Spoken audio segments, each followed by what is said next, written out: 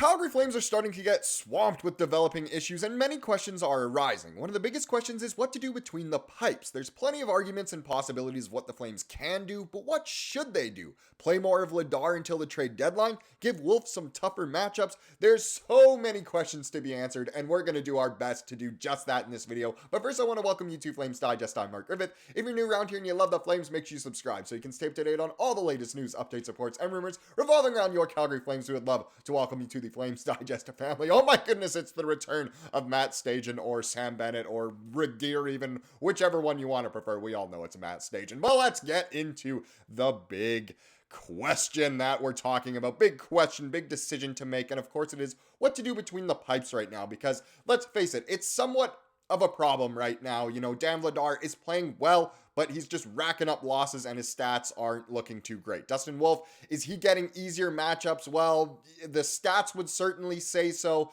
but then you think of the last game against Nashville. Now, Nashville, I mean, they're not a great team this year. They have been getting a little bit better, but still not the best performance statistically, so it's interesting. What the heck should the Flames do, especially leading up to the trade deadline, if they are going to trade Dan Vladar, even though he has voiced that he would like to be here? Now, we have a great article here from Ryan Pike that we'll take a look at from Flames Nation. So how should the Flames divide up the next 7 goaltending starts? And it's interesting because the schedule is, I guess, a little bit tougher in January in terms of the Flames are on the road quite a bit, have a lot of back-to-backs, and it's interesting. So we could talk about how to divide up, you know, the goaltending starts for the rest of the season, the second half of the season essentially, but I mean, that's just way too much to do, and we also don't know kind of what the Flames are going to do, if Vladar is going to be around, if Devin Cooley will make an appearance in the NHL, and how much Wolf is going to play. So let's just start with the first 7. Again, all credit due to Ryan Pike for this one. So Dustin Wolf has started in all 4 of Calgary's scheduled wins. So that's games where the Flames are rested, but their opponent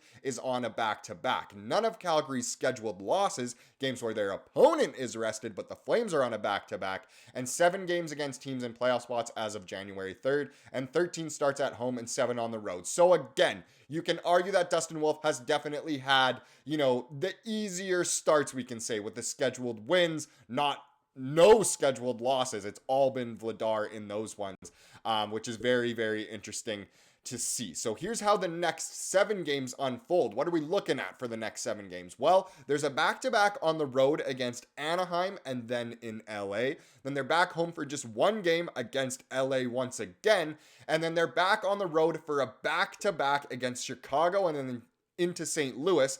Then they have 1 rest day in St. Louis, then play St. Louis again on the 16th, and then they go over to Winnipeg on the 18th. So a very interesting schedule coming up for the next 7 games here.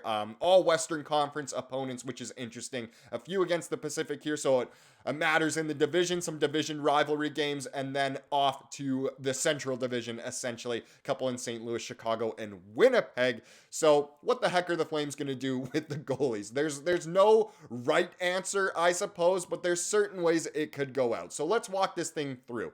Typically, the back-to-back sets would have Wolf in the opening game and Vladar in the second game. That is what has happened. Vladar has had, you know, the tired skaters in front of him, and that's why the Flames have most often lost a lot of the games that Vladar is in. You think of the game against Vegas not that long ago, and Vladar was so good, but the Flames were absolutely gassed and lost 3-0, even though Vladar played so well.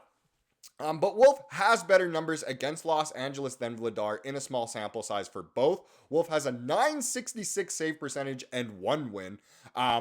Wolf has... Wait, what's going on here? Vladar, I think, is what that's meant to say for the second one. So Wolf has a .966 save percentage and 1 win. Vladar has an .867 save percentage and a loss. So what the numbers suggest is going with Vladar against Anaheim and Wolf in the 2 games against LA. And it's weird that certain players are better against certain teams. I mean, we've definitely seen that in the past. This is such a small sample size if it's just 1 game each. But either way, it is interesting to say that maybe we'll have Wolf go up against the Kings, especially since those games matter more in terms of playoff implications, whereas Vladar, especially if the Flames want to hopefully increase his trade value, put him in against Anaheim, and maybe he'll do a little bit better. So in the next road cluster, it's a bit closer to what they've been doing. So not having Wolf, just play against LA because it's LA.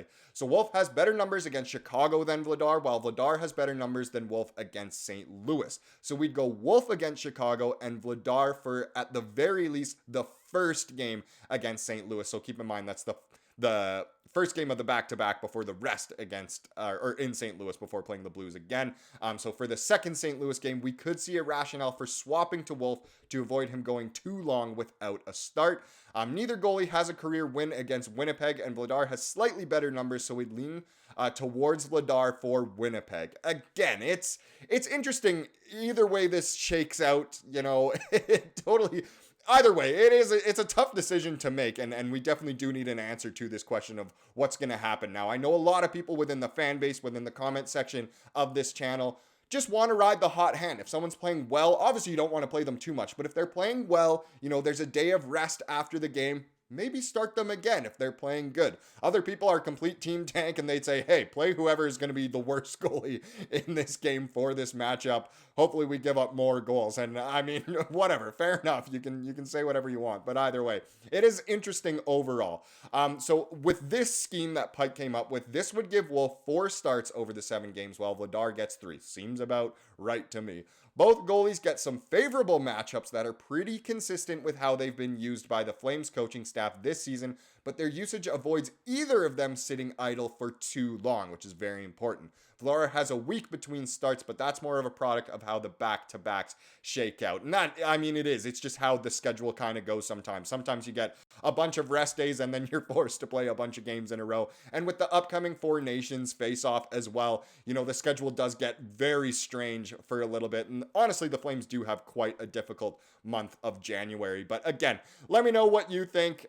Should the Flames kind of maybe ride the hot hand a little more, give the goalies more of the favorable matchups like this, or just keep rolling with, Wolf plays the first of the back-to-back, the scheduled wins, and, Vladar can play the latter half of the back-to-back, kind of what they've been doing.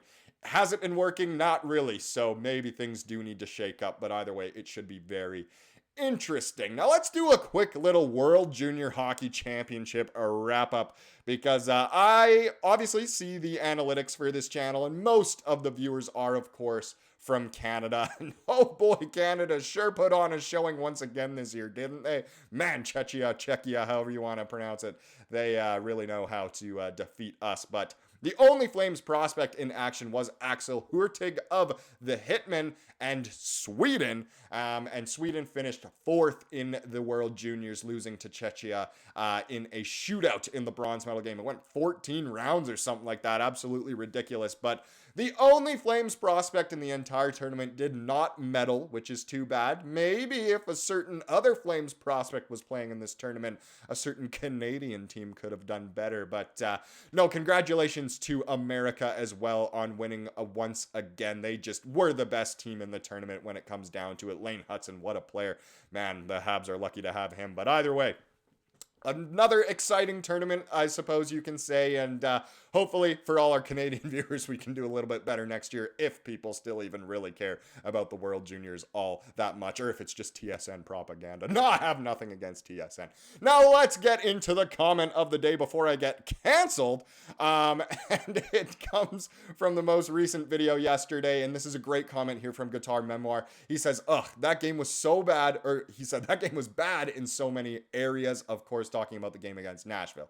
Easy to focus on Kuzmenko, and I would never dismiss the criticism, especially on the broken stick call. Yeah, of course, unfortunately, that just is the way it was for Kuzi. But we have ongoing issues that have been costing us games all year. Most glaringly, Calgary has the worst power play goals against per game and the 3rd worst penalty kill percentage in the league. That's either coaching or execution. Fix it. If the Flames want to keep pucks out of the net a little bit better, the penalty kill has to be so much better. Of course, not every team is going to be great in every aspect, but right now, the Flames' penalty kill is atrocious. The face-offs are atrocious. And even the power play is starting to slow down quite a bit after it was decent in December. So hopefully the Flames can start to fix some of these issues. Thank you so much for watching this video. Please subscribe like you saw here today and have a wonderful rest of your day.